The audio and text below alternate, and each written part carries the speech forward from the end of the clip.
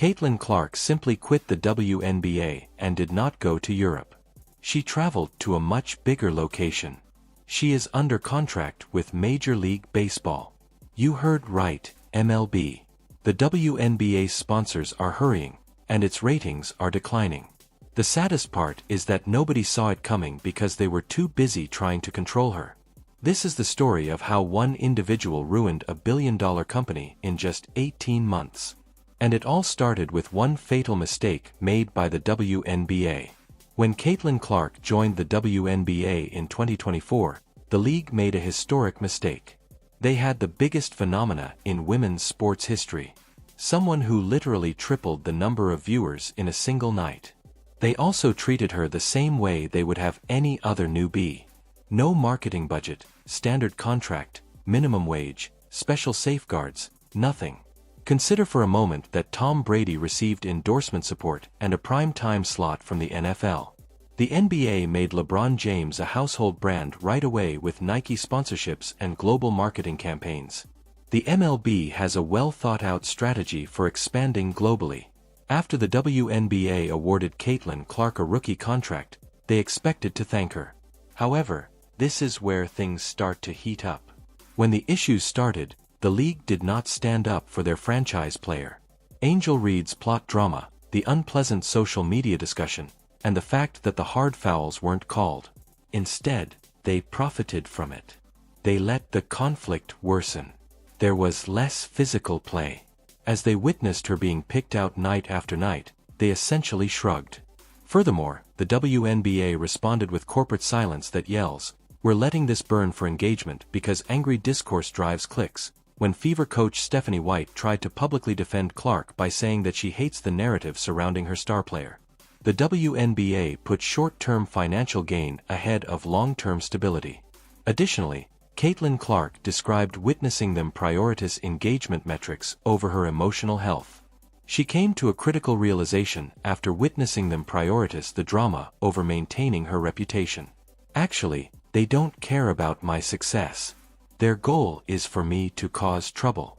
That's when everything changed. The damage followed. A couple of games, nothing significant. Any athlete can recover from a minor setback. There are also reports that between 40 and 55% fewer people watch the league on national television. Give the information some thought. When one player missed a few games, lost, and didn't return for weeks, half of the WNBA's newly acquired fanbase simply vanished. Some never came back. That is not what a player is. That is, not even a franchise player. Sitting on the sidelines and collecting ice packs is a league's entire economic engine of growth. At that point, Clark's management team realized something. They're no longer required. We are desperately needed by them. Because nobody wants to talk about this terrible reality in public. The WNBA saw a rise in viewership, but not because the league got better. It wasn't the result of astute management, astute marketing, or finally landing the ideal TV contract. One person was involved, a 23-year-old woman from Iowa who was sporting a Fever jersey. Mothers, teenagers, watchers, and advertisers from all across the world suddenly tuned in. The WNBA Caitlin Clark wasn't constructed. A woman named Caitlin Clark founded the WNBA. She created an entirely new market. People who had never watched women's basketball before were drawn to her. She proved on her own that women's sports could compete with men's in terms of revenue and audience. And she learned that the process of managing the financial model started while she was hurt on a couch and watched the league scramble without her. What is the value of a single player who makes up half of your audience? What is her actual market value if removing her from the equation cuts your audience in half? It was an astonishing response. Billions. Despite having literally billions of dollars in long-term value tied to one athlete, the WNBA was only paying her the rookie minimum. This is what happened after that.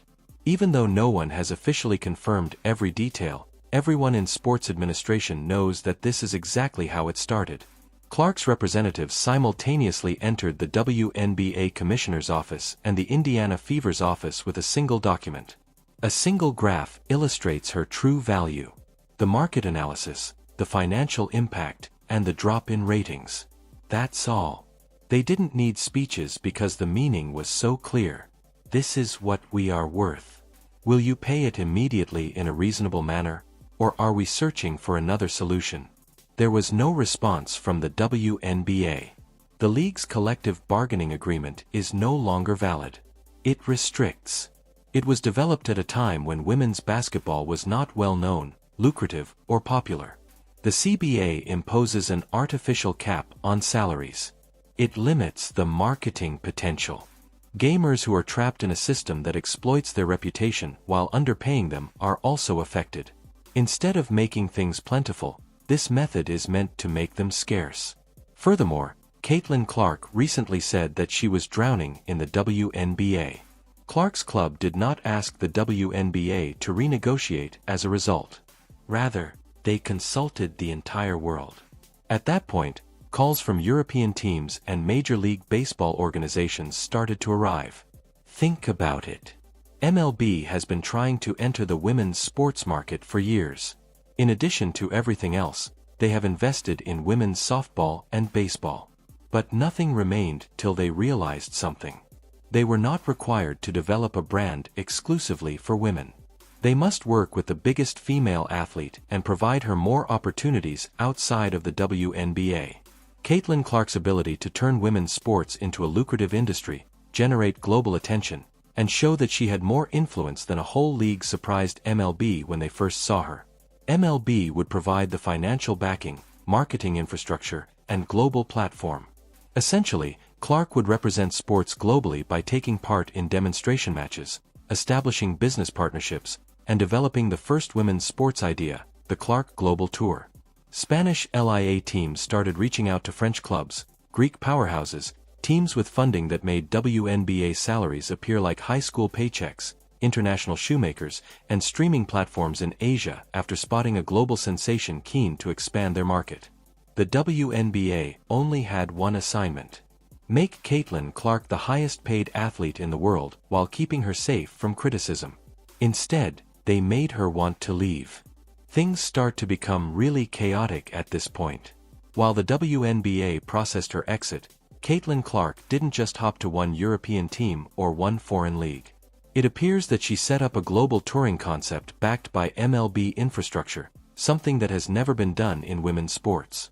Imagine the Harlem Globetrotters mixed with championship basketball and international competitions in Athens, Barcelona, Paris, London, Toronto, Mexico City, and Tokyo.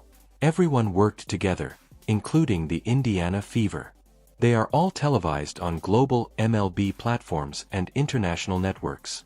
They are all generating sponsorship revenue, which lowers WNBA salaries to negligible levels. The rumor claims that Clark plays under a global consortium as part of an MLB-backed cooperation deal with several clubs in Europe and streaming agreements in Asia-Pacific that completely go over the WNBA's contract restrictions. And the worst is yet to come. The CBA rules get more complicated every time a player plays overseas under foreign contracts, international sponsorship deals, different employment laws, and nations unconnected to American basketball. Thus the WNBA is essentially unable to stop it. The streaming rights are purchased by platforms. The league is no longer influenced by the WNBA. Examine the current condition of the ecosystem. Unexpectedly, Taylor Swift's participation in sports has been connected to the Clark brand via Travis Kelce. Large endorsement deals are starting to come in. Instead of investing in the WNBA brand, global sponsors like Gatorade and Nike are supporting the CC brand. Her size has surpassed that of the league. The Indiana Fever, incidentally, are doing very well overseas while WNBA teams are struggling here. It's the ultimate power move. Your own team has more success outside of the league than it does inside. WNBA viewing numbers are declining, visually. Film of empty venues and comparison graphs. Official statement from the WNBA following Clark's departure. For their assistance with a dry 3S, I would like to thank the Fever. That was it. They lacked a plan. As a result, there was no strategy, no passion, and no counter-offer. They couldn't hold onto $1 billion player. Since she left, ratings have continued to decline. Teams are terminating workers. Sponsorships are being renegotiated downward. The league that was formerly regarded as the most popular sports product in America is today having difficulty remaining relevant. And the reason is known to everybody. Examine the circumstances. Everything is the result of a single choice.